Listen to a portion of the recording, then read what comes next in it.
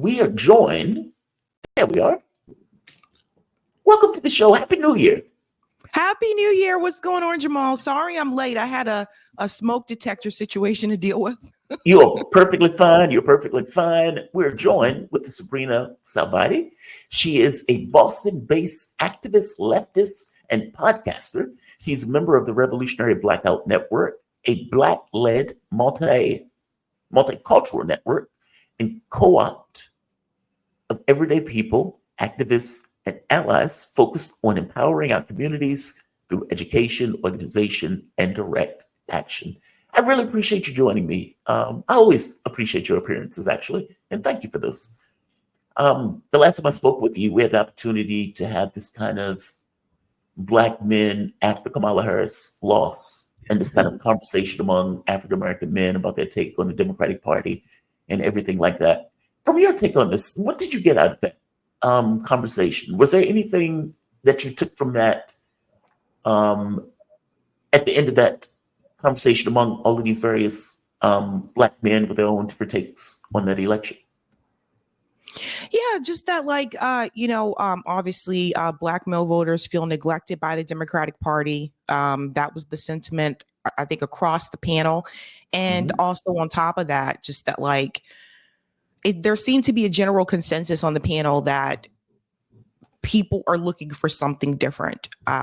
People want to move in a different direction. And I think Mark Lamont Hill was one of the ones that said Black people need to leave the Democratic Party. So I think that was we're seeing more people trending in that direction. But it was very clear from the panel that there does seem to be a sort of neglect of the Democratic Party with Black male voters. They seem to be heavily focused on Black women and not asking what are the needs of Black male voters. And that is a problem. And I think the Democratic Party knows that. I just don't think they want to do anything about it, if that makes sense. Yeah. Well, it seems like they want to deal with this through a messaging thing. Like, we need to message better. We need to come up with better rhetoric in order to deal with this issue. I don't think it's a messaging thing. I think a lot of that stuff is image. I think it's this kind of inability to separate wheat from chaff. And that sounds weird. Oftentimes, from my point of view, Democrats exist in a bubble, and liberals in general. And because they think they're right and that they're more moral and more ethical, then when they get something wrong, they don't quite understand that they're getting it wrong. And so if you had the opportunity to speak to a liberal, they're like, well, Kamala Harris is clearly the better candidate. And I don't understand why anybody would not vote for her. And these people are clearly just racist and sexist and bigoted because she ran a flawless campaign. Like, this is the rhetoric that comes out of them where they don't quite get, dude, you have become so negligibly, like, the difference between you and the Republican Party has become so negligible that you can't get people to get out of bed in the morning. We already have a right-wing party. Why do we need two? And if you look at from policy, I mean, for God's sake, she ran around the country with Liz Cheney, of all people. Joe Biden, and going into this, Joe Biden just gave Hillary Clinton, Soros, and Liz Cheney a medal. I think it was just below the Medal of Honor, which is just mind-blowing. Give me your take on that. Like, what are they trying to communicate by giving these people medals as if they've done something heroic and fantastic for the country? I think they're trying to tell people what they want the Democratic Party to be, that they really don't want the Democratic Party to change, like the old guard. They want things to remain the same. I mean, it's really interesting because even James Carville now is speaking out against the Democrat strategy and that maybe they should move in a different direction. So that's really interesting, him of all people, because he was very much against like progressive policies and campaigns. He wanted things to remain the way that they were. So even he is speaking out against where the Democratic Party is headed. And to your point about liberals, I'm here in Massachusetts, very blue for the most part, but there are red pockets. A lot of people don't realize that. And I saw Donald Trump increase his support here in Massachusetts, which, a lot of people would say, what, are you kidding me? But those same sentiments were given to me as well, Jamal. Like the same thing. People are like, I don't understand how anybody could not support Kamala Harris. And what I would explain to them is that, the economy was a big one, that everyone's number one issue is not abortion, despite what you may believe, especially towards like the liberal women here.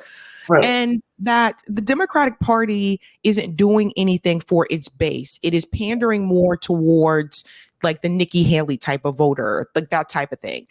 And I mean, I would just get shocked eyeballs. Like they would just stare at me like, what are you talking about? Are you serious? And that type of thing. And I would often push back when they would say things like, well, if you're supporting Trump, like that means you're racist, da da da. And I was like, you guys can be racist too, bud. Yep. And they don't tend to like it when I point that out. It's like, no. Like you may agree with some of the issues when it comes to equality. Like you may agree that LGBTQ should have equal rights. You may agree that trans people should have, equal rights. You may agree that, Black people should, have more fairness, etc.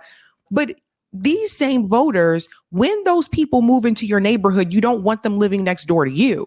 You guys are still the same people that'll pick up the phone and will call the cops if you see a Black person in your neighborhood.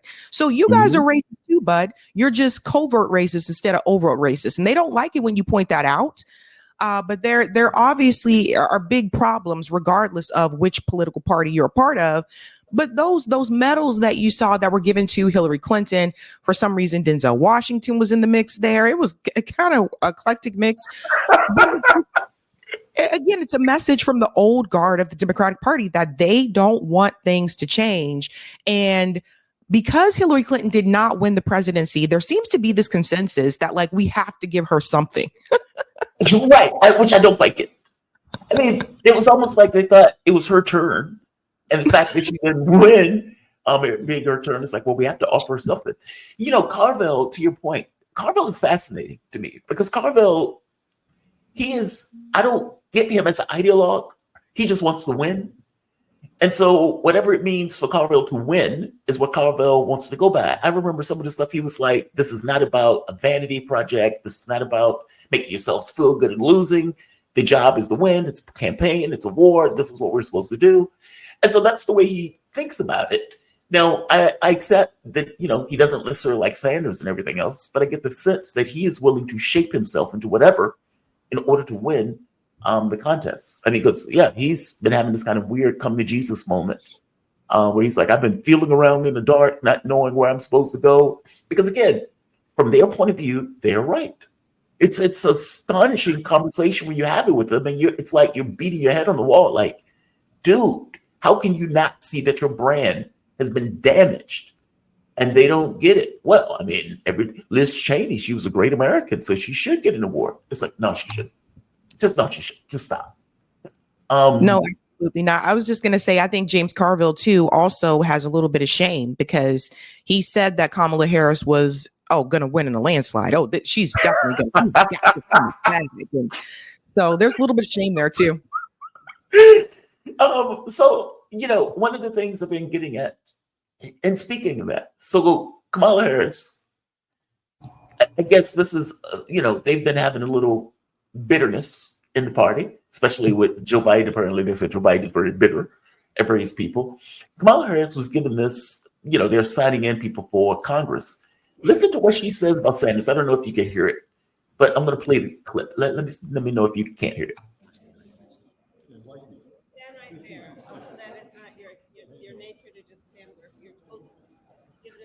She said, that is not in your nature to stand where you're supposed to stand.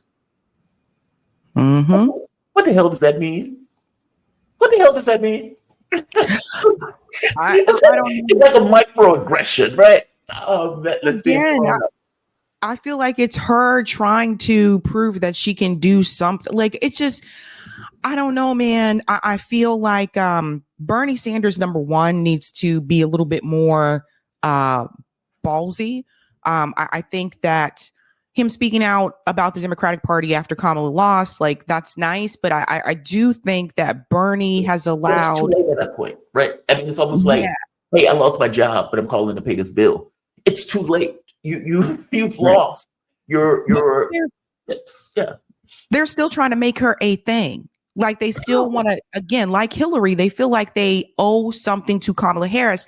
This is why they're toting this idea about maybe she should run for governor of California or she should run for president again. They feel like they owe it to her to give her something. And that is just, it's embarrassing. And on its face, it's really sad. Yeah. No, I agree with you. I don't know what they gave her $2 billion. They gave her $2 billion. That's enough. You know, at the point where somebody spends $1.5 billion in 3 months and then they end up $20 million in debt. Okay, that's enough. And talking about that, the amount of money and how they spent the money on. One of the things that they spent the money on were influencers. Now, this is wild because, you know, it's like they're giving people money and not telling those people, or those people telling, I got money from the Kamala Harris campaign as I speak to you. I mean, this was the Roland Martin issue. This was the issue with Al Sharpton, where they were getting hundreds of thousands of dollars to do what were, for all intents and purposes, press ads or press announcements without telling you that it was a press announcement. It was going under the guise of an interview. Same thing with Oprah Winfrey. Oprah Winfrey got like $1 million to do that press advert that was disguised as an interview. Well, for social media influencers, it's even worse because they're getting money without necessarily saying below it, this is paid for by Kamala Harris. They don't say that. They just give you their political point of view that just so happens to be for Kamala Harris, not telling people that they got all that money to do so. One of the guys who apparently got money standing right beside Joe Biden, because if you remember, David Pakman also has that picture standing beside Joe Biden. And so there's this question of, hey, did you get money from the Democratic Party also? And you standing by this particular person. This guy, though, is a bit of a lunatic. Listen to some of the stuff that he has been saying. And again, he got money. Yep. Believe me, he got money. Let's play the clip. Oh, you fake ass Bernie, bro. Stop putting this big black woman with these yellow arms under my post. Fuck Rashida, bitch. I don't damn about this bitch. I don't fuck with Elsie. Elsie, she can't do a motherfucking thing for me but make me a goddamn martini, bitch. She can't do shit for me. She can take her ass back to the motherfucking bartending days, bitch. She ain't done shit. Fuck Bernie Sanders. I mean, this is a bit aggressive, to put it mildly. And this is the guy, or one of the people who apparently the Democratic Party thought this is a great guy to pay to go out there and influence the population to support the Democratic Party. Attacking other Democrats, just astonishing. I'm sorry. It's also a bad image for the Black community too. Let's pay this guy to behave in this sort of way. Like that was just absolutely ridiculous. But not surprising. I think people need to remember that a lot of these people that are paid, and you can kind of tell that they're paid influencers by they go over the top. They constantly bend over backwards for that particular candidate. They don't correct the candidate. They don't hold them accountable. So those are obvious signs. But it's interesting because those people and like their flock, they were the ones that pointed fingers at those of us that were voting third party. They tried to say that we were the ones that were getting paid. And I always pay attention to that because I was like, no, it's probably you. It's not me. It's probably you. You can always look up that information because these campaigns, they do have to report their spending. So all you have to do is look on the FEC website and you can see which companies, because they do it through a company, which companies that these campaigns are paying. Then you can just look up the company and you can see who is an influencer, you know, with that company. So I tried to tell people this before. A lot of these people are paid to do what they're doing. So this whole thing that David Pakman was invited to, you know, we know David Pakman does take sponsorships. I don't know if he was one of the paid influencers under that particular company or not. But they did mention that Brian Tyler Cohen has been one of those paid influencers before. So it's just that guy has over 3 million subscribers. Like, you guys got to understand, it's a pay to play game. And those of us that can kind of break through without having to do that, it's far and few. The majority are choosing to pay to play. Like, you mean to tell me there's nobody else that they could have invited to the White House that has over 1 million subscribers, right? Why they're only inviting the people that were paid to do what they did. So, And then something else I want to add for people who are not aware, David Pakman talked about this on his show, and he went forward to say that the discussion that was had was to make it so that those particular influencers would get access to politicians in DC, and they would do like a round table of sorts where all of them can come to DC and just interview like AOC back to back to back to back. He talked about now we're going to be able to get AOC on the show, etc. So just keep that in mind. Like there are people that have been in this space for over 10 plus years. They can't get AOC to come onto their show. So just keep that in mind, folks. They are trying to make what was independent media the new corporate media. So it is corporate media with a little bit more of a different atmosphere, right? So it looks a little bit more independent because it's on YouTube. They don't have the fancy studios that obviously CNN has, but they are doing the work of corporate media. I was warning people that this was coming. Well, and you're absolutely right. I mean, because corporate media, they were the gatekeepers in many respects. And when social media broke down or, came to fruition, you had all of these mega channels. So you still were able to get almost just as many, if not more people on your social media than they were getting on mainstream media. So obviously the campaigns are going to look at this and think we need influence. And so there were these Democratic adjacent channels. I would put TYT, Sam Cedar, Pakman. I would put these people under that particular umbrella. And these people were able to get, let's say, interviews with various political people, but regular social media, not so much. And as you pointed out, all of a sudden, AOC is popping up on people's social media account. Kamala Harris is popping up on social media accounts. I mean, the Call Me Daddy thing, where she ends up paying all of the money to rebuild an entire studio set. I mean, that's pretty outrageous. I don't take issue with them doing it per se. I take more issue with that telling people that they're doing it. Like, it's a bit dicey to me to come out and advocate for a campaign, but you're not telling people that you got paid by the campaign to advocate for the campaign. Like, under normal circumstances, they would point out this ad has been paid for by the Kamala Harris campaign, and they put it up there so this is a campaign ad. Same thing is true for media. If somebody wrote an article, they would put this article is paid for by the Kamala Harris campaign for blah, blah, blah, blah, blah. They're not doing that. No. Doing that. That should be required, but Yes. They're not required to do it. They're not required to do it. And then there's another thing, like if that story was not released about Al Sharpton being paid to take that money, if that story was not released by about Roland Martin, they were paid to take the money, will we have known about that? We would not have been known about that. We would not have. And the point that I've tried to make to people, they say, well, they would have voted for either way. That doesn't really matter. I mean, the fact of the matter is, I'll give you an example. Chris Matthews. When Chris Matthews was interviewing Hillary Clinton, I believe they were on MSNBC. One of Chris Matthews' issues was the Iraq War. So Chris Matthews is asleep that entire interview. Oh, your hair looks nice today, and you smell amazing, and what size shoes are you wearing? Just that type of interview. And then out of the blue, it looks like he just popped up and asked her a critical question on the issue of Iraq, which shocked her. And even if you look at the Black journalist thing, what Kamala Harris was doing, and they kept asking her about Palestine over and over and over. And she hated the fact that they were asking her about that question. Meaning you could have somebody that you're voting for that you still ask a critical question because it's within your wheelhouse. It's something that you personally care about. In the case where you're getting that much money, $500,000, are you going to ask that question? Meaning, does that question get asked at all when you're paying or getting paid that much money to do an interview that you're not disclosing to your audience? I guess my point of view is no. If you weren't getting paid, you may vote for that person, but still want to ask a critical question that you may not ask if indeed somebody is giving you the money for it. So no, we wouldn't have known at all. Please.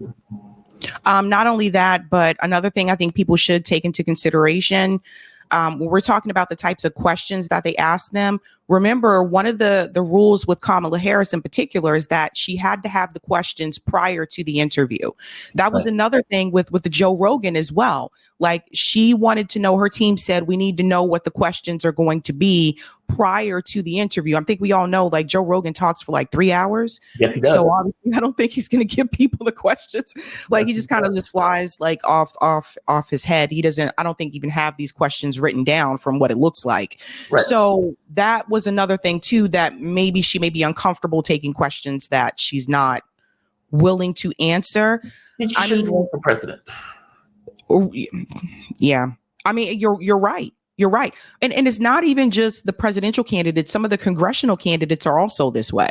Some of the congressional candidates also ask up front, what are the questions going to be prior to the interview? You'd be surprised. Well, it misses the point, though. Like, because the reality of it is, when people are asking questions in these interviews, they're not perfunctory, right? The entire point in this kind of schoolboy philosophy of things is that you are going to be given a lot of power to do X and Y, and we need to know what you're actually going to do. Now, it may be in your best interest to hide that information from us. It is in our best interest to get that information. And the only way we can get that is through interrogation. What have you done in the past? What are you planning to do now? And whether or not there's reality to what you are saying and you're telling people. And people can make a judgment on whether or not you're being true and honest, and then it can make an assessment of who they want, more so over one person over the other. They fundamentally miss the point if it's, well, we want to give a corporate answer to everything that we're asked, because that hides the reality of what they're trying to do and what they're trying to accomplish. And so I get it that they may want that, but it is not in the public's interest to give them that. And part of the benefit of speaking to Joe Rogan for 3 hours is that it gets to the nub of something that you might not be able to get to in these 2-minute sound spots or these 2-minute interviews or these 2-minute debates that these guys are having on stage. It's aggravating to me. It's like they have fundamentally missed the entire point of these kind of political campaigns and these political races, or for that matter, even the interviews. It's just bizarre. But the goal isn't necessarily to win. The goal is to fundraise, right? And she raised a lot of money. It depends. I mean, like, I agree with you. Like, from their point of view, the side with the most money typically wins the race. I think it's like 90% of the congressional races are won by the side with the most cash. And so from their point of view, I just need to raise as much money as I possibly can. So agreed. I do think on some level the candidate wants to win. From the people who are running the campaigns, I don't think they care. Like the what do they call them? The consultants, that class, they just move from election to election to election, making millions of dollars. I don't think they care. The candidate? Yep. Exactly. Exactly. Yeah. You brought up a really good point. And that's who they take cues from, right? Like the people, the consultant class that's hired to come in to tell them what they need to do. When they just kind of, the consultant class will come in and say, okay, you're going to go here, go there, do this interview this day, do this the next day, that kind of thing. Now, again, to that point, if the presidential candidate is not happy with the way that that staff is operating, they can fire them and hire somebody else. We've seen this happen before. Like RFK had people leave, Marianne Williamson had people leave, then they'll bring in different people. So that wouldn't be a new concept. But I think that this whole situation with Kamala, it wasn't the first time we saw her run for president. Remember, she ran in 2020, and it was very clear then she really did not have it. She didn't have it to be president. But when she first announced that she was running, I remember back then, and you probably do too, Jamal, people were hyping her up then. Like the corporate media, they were hyping it up. They were saying she's an AKA. She went to Howard, and I was like, okay. And then I remember, I saw Kamala Harris speak. I saw her speak in New Hampshire, and I said to myself, "Oh, she's not ready. She's not ready. No. And that's who, and they were trying to push, anybody but Bernie Sanders at that point. Remember, they were trying to push anybody else but him. But even back then I said, no, she don't have it. She hasn't got it. They were just like propping her up, and they knew then she didn't have it. And I guess they figured since she's been vice president for a couple of years, maybe now that she's ready, but she wasn't.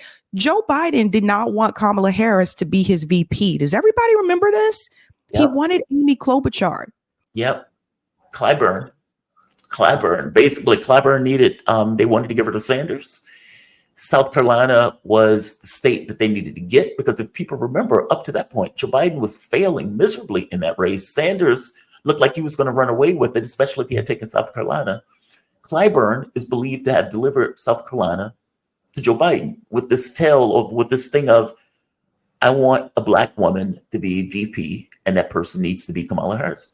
And so, yeah, it wasn't something that they wanted. And if you remember, I'm glad you brought up the other campaign. She overspent in that campaign also. If you go back and look at the quotes associated with that campaign in the primaries, she ran out of money also. She was overspending. She thought she was a top tier candidate. Even when Tulsi Gabbard went after her in the debate, she says, well, I'm a top tier candidate. And this woman is, like, why is she even talking to me in this particular fashion? She shouldn't be on the debate stage because I'm top tier. That was the way she saw herself. Yeah, she wasn't ready. Yep. Speaking of that, and I'm glad you mentioned that too. A lot of Democrats are now trying to blame Joe Biden, saying he didn't get out the race, he hit his age, or he hit his cognitive capabilities. And, a lot of people like me have been pointing out that Joe Biden was not in his right mind for a long time. If you remember when Her came out with the report, basically on whether or not to prosecute Joe Biden for the same thing that they were prosecuting Donald Trump for, something similar in regards to the documents case. Her report was, he's a well-meaning old man with a bad memory, and he is so bad off, I do not think I can get a conviction because of how bad off he is. Now, Democrats flipped out. Oh my God, how dare you talk about the president like that? How dare you say that about Joe Biden? And then anytime a video would come out of Joe Biden, looking crazy, walking off into the wilderness, missing his words, forgetting his words, just this weird stuff that he was doing because he's an older man. They would say those are deep fakes. That's not real. And now we find out that going all the way back to day one, that his staff knew that he wasn't altogether there mentally, hid the fact that he wasn't there altogether there mentally. Chuck Schumer gets pushed on this and asked, hey, did you guys lie to us about this? Meaning, then you kept saying that this man was sharp as a tack. You kept saying, that he's on it, that he, has sex with Jill Biden twice a week, that he is, fully there. And now we find out that that's not really true. Listen to what Chuck Schumer is saying here, because Chuck Schumer is trying to say, no, we didn't lie. And is lying through his teeth as he tries to tell the American public, no, we didn't lie. I want to play you a little bit of something you said last year. Take a look. I talk to President Biden, regularly, sometimes several times in a week, or usually several times in a week. His mental acuity is great. It's fine. It's as good as it's been over the years. All this right-wing propaganda that his mental acuity has declined is wrong. Leader Schumer, what do you say to Americans who feel as though you and other top Democrats misled them about President Biden's mental acuity? No. Look, we didn't. And let's look at President Biden. He's had an amazing record. The legislation we passed, one of the most significant groups of legislation since since Lyndon Johnson's Great Society, putting in 235 judges, a record. And he's a patriot. He's a great guy. And when he stepped down, he did it on his own because he thought it was better not only for the Democratic Party, for America. We should all salute him. Do you feel as He did it on his own. He stepped down purely on his own. He's just such a great American. He's just a great man. And because he's such a great man, he just stepped down on his own because he cares about America so much. I remember when they said Rich cheated on his wife with cancer because he just loved America that much. That's what that puts me in the mind of, right? Where it's like everybody and their mama knows that Joe Biden didn't want to step down, which is why he's bitter now. And they ate him like a bunch of howler monkeys, eating supper. They did any and everything in his power to eat Joe Biden alive for those last 2 months. Give me your take on Schumer. Because the Democrats are running with this idea, this noble lie or this noble myth that Joe Biden just stepped down on his own because he's just a great man who loved America. So Chuck Schumer was the one, if I remember reading correctly, that was in that room. He was one of the people, along with Dem leadership, that was asking Joe Biden to step down. If I remember correctly, it was Chuck Schumer, Obama, Hakeem Jeffries, and Nancy Pelosi, right? They were the ones that went to Joe Biden and told him that you need to step out of the race. Like, you're not going to win the numbers. And from what I understand, they were saying that at that point in time, it showed that Donald Trump was going to get 400 electoral votes when Joe Biden was still in the race, for people who are not aware. And they told Joe Biden, look, the numbers show that you can't win. We saw the internal polls. You're not going to be able to win this thing. And Joe Biden didn't believe them. He said that the polls were wrong and he didn't buy it or whatever. But eventually they did convince him that you got to go. And so what was supposed to happen on their end is that they were going to have an open primary. That's what Obama and Pelosi wanted to happen. And Joe Biden, to spite them, decided to nominate Kamala Harris because he didn't appreciate being pushed out the race. Apparently, all that happened that same day. Yeah. So to get back at what they were doing to him, he decided to nominate Kamala Harris. So that's Chuck Schumer. He's just playing his part there. Chuck Schumer knew that Joe Biden, was experiencing cognitive decline. Mm-hmm. I think all of them knew. We knew even on the debate stage in 2020, we saw he was having difficulty then too. So it wasn't like it just started when he became president, but there was significant decline during his presidency. So they all knew, they all tried to hide it. And I think that it's got to be somewhat embarrassing, I think, for the Democratic Party that all of this came out in the open, because I don't think that I don't think that Dem leadership expected Joe Biden to defy them in that way and just say, that's it, I'm going to nominate Kamala Harris, because even they didn't think Kamala could win. Do you remember that video that was on Twitter? I think AOC posted this on her Instagram, but it was on Twitter, and AOC posted that, I want to tell you guys a little secret. Even a lot of the Democrat politicians didn't want Kamala Harris as the nominee. Remember that?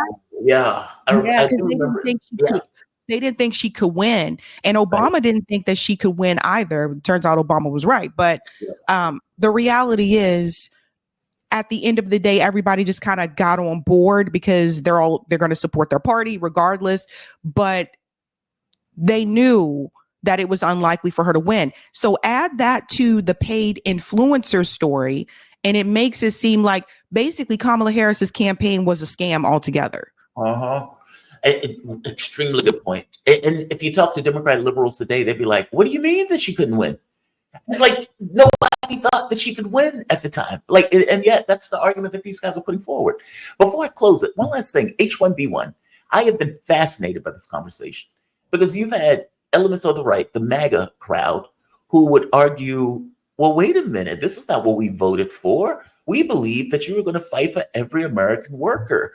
And now you're telling us that American workers are lazy and that they're not super involved and that you want to replace American workers with foreigners. Now that's, the Elon Musk, the Vivek Ramaswamys, the Donald Trumps of the world seem to be perfectly okay with this, where they want to effectively bring in indentured servants in order to work in these tech jobs to replace American workers, where you get the Loomers of the world, the Steve Bannons of the world, who said, well, this is outrageous. This is not necessarily what we voted for in regards to Trump.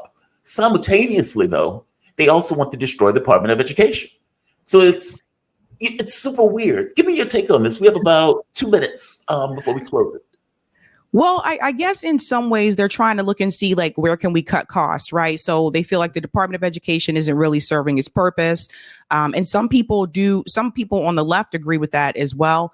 But the H-1B visa thing, it totally goes against everything that they championed for, which was that they were going to put Americans first. And that includes, like, they said, we're going to get good jobs here for Americans. Remember, Donald Trump, what did he say? He said they're taking jobs from Black people. Remember that whole thing? Yep. So again, people say what they want you to hear when they're running a campaign. But once they win, you see who they look out for, the corporations. And that's the thing. Now Vivek is coming back and he's saying that, well, I was talking about putting American corporations first. You see how they're trying to switch up that rhetoric, et cetera? Wow. But this is about, like, just getting cheap labor. Are people too, my friend. Right. This is about them getting cheap labor. They want people that they can exploit Vivek and Elon, remember, they're both entrepreneurs. Yep. They take advantage of the H-1B visa process. Don't forget that Elon didn't even want Tesla workers to unionize. Like, let's not forget these things. So it's not that these are worker-friendly people. They never have been. Donald Trump bragged about using H-1B visas as well. This is what they want to do so that they can make sure that they benefit, they make the most money, and everybody else under them, they're just consistently exploited. Now, it's not like they go around and say that they're against worker exploitation to begin with anyway. So let's remember that. But I will say I do applaud like those that are part of the MAGA base that have chosen to speak out against this. Agreed. Because I do feel like this is what I was looking for people who supported Biden and Kamala to do, to call them out on their BS. And Democrats weren't willing to do that. And so it is good to see that MAGA supporters are willing to call them out and say, no, this is not what you sold us. You know, some of them are saying they want a refund, that type of thing. So we'll have to wait and see what happens. But it's not starting out too well, and he's not even in office yet. Yeah, he's betrayed his base already, and hasn't even gotten in office yet. And for all of those people who said, well, these people are just robots. Well, obviously not, because this is, if they were robots, they would have just fell in line on this issue. And that's not necessarily seeming what's taking place. I mean, you have Steve Bannon screaming that he's going to war over this issue. It's just fascinating to me. Like, they're taking a pro-worker position against Trump, who's taking this pro-corporate position with Vivek and Elon Musk. Just fascinating back and forth. Sabrina. And this is where that populist movement could have really, it just makes you wonder. This is where like that part of the populist movie, Army said that we need a new party that is going to run on the issue of healthcare, right? Because of, that's something that I think people on the right and the left do agree with. Yeah. And then also the worker issue as well. Like, it's apparent that both people on the left and on the right do want Americans to be prioritized for these jobs. Agreed. 1,000% agree. Like, this idea that there's no overlap is nonsense. There are areas where we agree on the left and the right. Sabrina, thank you for this. I really appreciate it. I know it's early. I have to drag myself early in the mornings myself sometimes, so I definitely feel you on this. Thank you. I really appreciate it. I know my audience loves you. Sabrina Salvati, she is a Boston-based activist, leftist, and podcaster. She is also a member of the Revolutionary Blackout Network. Definitely check them out. I get their the feed on Twitter all the time. A Black-led multicultural network and co-op of everyday people, activists, and allies focused on empowering communities through education, organization, and direct action. Definitely check her out. Check her channel out. She is awesome. Thank you for this, Sabrina. I really appreciate it. Bye. All right. I would like to go to my next guest. We are joined